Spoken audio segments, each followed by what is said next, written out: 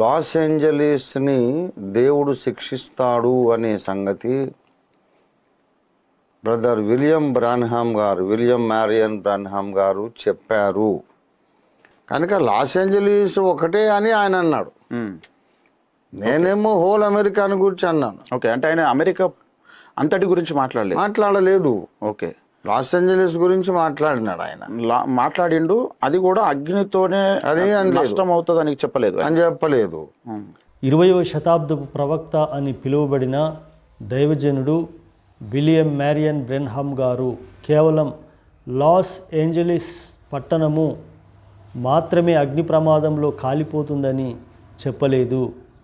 America దేశం మొత్తం కూడా అగ్నిలో కాలిపోతుందని, పెద్ద ప్రేలుడు సంభవించి అది శిథిలాలుగా మారిపోయి అక్కడ పొగలేస్తుందని, అక్కడ శిథిలాలు గోతులు తప్ప మరేమీ కనబడలేవని దేవుడు ఆయనకు అనుగ్రహించిన దర్శనంలో చూచి 1933లో ఆయన ప్రకటించాడు. ఇదే విషయాన్ని ఆయన తాను రచించిన పుస్తకం 7 సంఘ కాలముల యొక్క వివరణ అనే పుస్తకంలో స్పష్టంగా తెలియజేశాడు. కూర్చొని పుస్తకాలు ఏమి రాయలేదు ఆయన, స్పోకన్ వర్డ్ మినిస్ట్రీస్ అయినవి అట్లా వాళ్ళ శిష్యులు ప్రింట్ చేస్తారు. ఆయన రచించిన పుస్తకం 7 సంఘ కాలముల యొక్క వివరణ అనే పుస్తకంలో స్పష్టంగా తెలియజేశాడు. దేవుడు ఆయనకు అనుగ్రహించిన 7 దర్శనములను గూర్చి ఈ పుస్తకంలో తెలియజేశాడు. నేను స్పష్టంగా 7 దర్శనాలను గూర్చి నేను మీకు తెలియజేస్తాను. లవోదికయ సంఘకాలము అనే అధ్యాయంలో 489వ పేజీలో దేవుడు ఆయనకు అనుగ్రహించిన 7 దర్శనములను గూర్చి వివరించాడు. నేను చదివి మీకు వినిపిస్తాను. ఎడతెగని 7 పెద్ద దర్శనములు 1933వ సంవత్సరము జూన్ నెలలోని ఒక ఆదివారం ఉదయమున నేను చూచాను. ప్రభువైన యేసు నాతో మాట్లాడెను. ప్రభు యొక్క రాకడ సమీపమైనని చెప్పెను. కానీ ఆయన వచ్చు ముందుగా ఈ 7 పెద్ద సంఘటనలు నెరవేరును. వాటినన్నిటినీ వ్రాసి ఉంచాను. ఆ ఉదయమున నేను ప్రభు యొక్క ప్రత్యక్షతను చూచాను. ఇక ఆయనకు కలిగిన మొదటి దర్శనాన్ని గురించి వివరిస్తూ, మొదటి దర్శనంలో ముస్సోలిని ఇథియోపియా మీద దండెత్తుట చూచాను. ఆ దేశము అతనికి వశమగును. చివరికి ముస్సోలిని ఏ విధంగా అంతమైపోతాడో కూడా ఆయన దర్శనంలో చూచాడు. ఆయన చెప్పిన విధంగానే అక్షరాల చరిత్రలో జరిగింది. తర్వాత రెండవ దర్శనంలో ప్రపంచ యుద్ధానికి కారకుడైన అడాల్ఫ్ హిట్లర్ను గూర్చి, రెండవ ప్రపంచ యుద్ధాన్ని గూర్చి రెండవ దర్శనంలో చూచాడు. చివరికి హిట్లర్ ఎట్లా అంతమవుతాడో తన దర్శనంలో చూచాడు. తనకు తానే ప్రాణం తీసుకునే విషయాన్ని కూడా దర్శనంలో చూసి తెలియజేశాడు బ్రెన్హామ్ గారు. మరి అక్షరాల అది చరిత్రలో అట్లాగే జరిగింది. అడాల్ఫ్ హిట్లర్ తన సొంత ఆయుధం రివాల్వర్ని తీసుకొని తనకు తానే కాల్చుకొని చచ్చిపోయాడు. ఇక మూడవ దర్శనంలో ప్రపంచ రాజకీయములను చూచాను. 3 గొప్ప ఉద్యమములు లేచినని నాకు చెప్పాను. అవి ఫ్యాసిజం, నాజిజం, కమ్యూనిజం. ఈ 3 ఇజములను గురించి చెప్పాడు. మొదటి 2 ఇజములు కమ్యూనిజంలో కలిసిపోతాయి. తర్వాత దైవస్వరం ఆయన విన్నాడు ఆ దర్శనంలో. ఏమని? రష్యాను గమనించుము, ఉత్తర దేశపు రాజు మీద నీ దృష్టి నిలుపుమని చెప్పాను. కమ్యూనిస్ట్ దేశమైన రష్యా కూడా ఎలా విచ్ఛిన్నమవుతుందో ఈ 3వ దర్శనంలో స్పష్టంగా తెలియజేశాడు. 4వ దర్శనంలో సైన్స్లో వచ్చు గొప్ప ప్రగతిని చూచాను. ఈ దర్శనంలో నేను ఒక ప్లాస్టిక్ బుడగవలెనున్న కారును చూచాను. అది రిమోట్ కంట్రోల్తో రాజవీధులలో అందముగా పరుగిడుచున్నది. స్టీరింగ్ వీలు లేని ఈ కారులో జనులు కూర్చొని ఏదో వినోదం కొరకు ఆట ఆడుకొనుట చూచాను.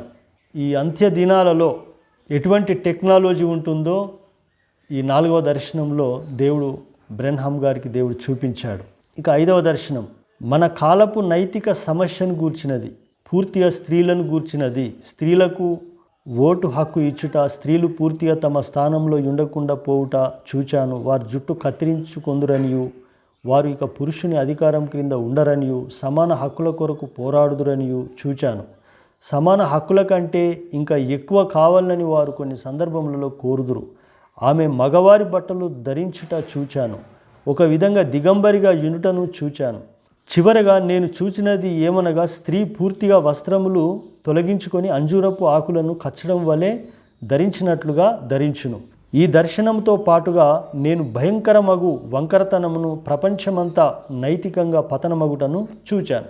ఇక 6వ దర్శనంలో ఒక అందమగు స్త్రీ అమెరికాలో లేచుట చూచాను, కానీ చాలా క్రూరముగా ఉన్నది. ఆమె జనులను పూర్తిగా తన అదుపులో ఉంచుకొనెను. ఇది రోమన్ క్యాథలిక్ చర్చి యొక్క ఉద్యమం అని నేను తలంచాను. అయితే మరొక సంగతి కూడా నాకు తెలియను. అదేమనగా, స్త్రీల యొక్క ఓట్ల ద్వారా ఒక స్త్రీ మహాశక్తితో లేచును. అందుకు అవకాశం ఉన్నది. ఇది 6వ దర్శనం. ఇక చివరిదైన 7వ దర్శనాన్ని గూర్చి తెలియజేశాడు. చివరిదగు 7వ దర్శనంలో నేను ఒక భయంకరమగు ప్రేలుడు విన్నాను. దానిని చూచుటకు వెనుదిరిగాను. కానీ నాకు అమెరికా భూభాగము మీద శిథిలములు, గోతులు, పొగ మాత్రమే కనిపించినది. అంటే అమెరికా దేశంలో పెద్ద ప్రేలుడు జరుగుతుంది అని, అది మొత్తం కాలిపోతుందని, అక్కడ శిథిలాలు, గోతులు, పొగ మాత్రమే కనిపించాయని బ్రెన్హామ్ గారు తన 7వ దర్శనంలో చూచి ఇక్కడ ప్రకటించడం జరిగింది. ఇదే విషయాన్ని దైవజనుడు విలియం బ్రెన్హామ్ గారు మరొక పుస్తకంలో కూడా తెలియజేస్తూ ఉన్నాడు. దేవుని చేతిలో ఒక మనిషి, one man in the hands of God అనే పుస్తకంలో విలియం మ్యారియన్ బ్రెన్హామ్ గారు తనకు దేవుడిచ్చిన 7 దర్శనములను గురించి వివరిస్తూ 7వ దర్శనంలో అమెరికా దేశం ఎలా నాశనమైపోతుందో, లేదా ఏ విధంగా అగ్నితో అది కాలిపోయి బూడిదైపోతుందో స్పష్టంగా తెలియజేశాడు ఈ పుస్తకంలో కూడా. విలియం మ్యారియన్ బ్రెన్హామ్ గారికి దేవుడు 1933వ సంవత్సరంలో దేవుడు 7 ముఖ్య కార్యములను గురించి దర్శనములిచ్చాడు. యేసుక్రీస్తు మరలా వచ్చు లోపల అవి నెరవేరవలసి ఉన్నవి. ఇక 7వ దర్శనంలో కనుక లాస్ ఏంజలీస్ ఒకటే అని ఆయన అన్నాడు. నేనేమో హోల్ అమెరికాను గురించి అన్నాను. ఓకే, అంటే ఆయన అమెరికా అంతటి గురించి మాట్లాడలేదు. ఓకే, లాస్ ఏంజలీస్ గురించి మాట్లాడినాడు ఆయన. మాట్లాడిండు. అది కూడా అగ్నితోనే అది నష్టం అవుతుంది అని చెప్పలేదు.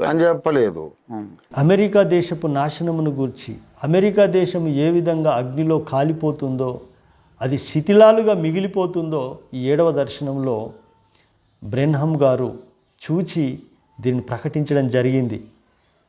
చివరిగా ఒక భయంకర ప్రేలుడును వినెను. దాన్ని చూచుటకు తిరిగి చూడగా అమెరికా దేశము శిథిలములుగా మిగిలిపోయినది.